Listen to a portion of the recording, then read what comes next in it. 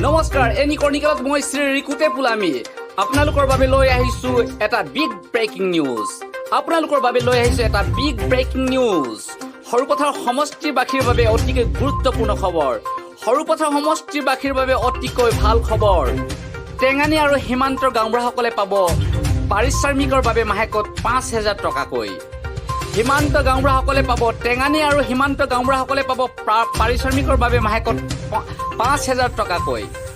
সৰুপথাৰ সমষ্টি বিধায়ক শ্ৰী বিশ্বজিৎ ফুকনে নিৰ্বাচিত হৈ বিধানসভাৰ প্ৰথম অধিৱেশনত এই দাবী উপস্থাপন কৰিছিল। সৰুপথাৰ সমষ্টিৰ বিধায়ক শ্ৰী বিশ্বজিৎ ফুকন নিৰ্বাচিত হৈ বিধানসভাৰ প্ৰথম অধিৱেশনত এই দাবী উপস্থাপন কৰিছিল। তেওঁ ফেচবুকৰ জৰিয়তে মুখ্যমন্ত্ৰীক ধন্যবাদ জ্ঞাপন কৰিছে। উপস্থাপন কৰা দাবী অতি শীঘ্ৰে ৰূপায়ণ কৰা হ'ব। অতি গুৰুত্বপূৰ্ণ খবৰ। এইবাৰ অতি বিগ ব্ৰেকিং নিউজ।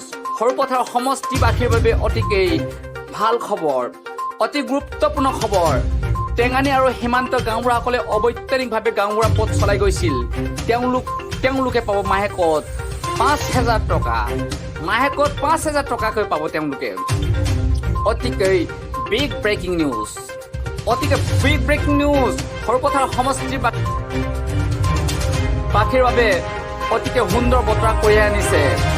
টেঙানী আৰু সীমান্ত গাঁওবুঢ়াসকলে পাব পাৰিশ্ৰমিকৰ বাবে মাহেকত ৫,০০০ টকাকৈ।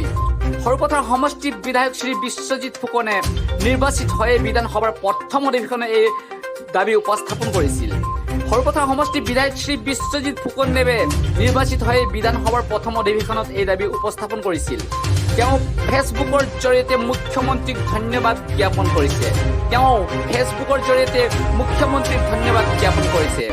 উপস্থাপন কৰা দাবী অতি শীঘ্ৰে ৰূপায়ণ হ'ব। গতিকে অতি গুৰুত্বপূৰ্ণ খবৰ।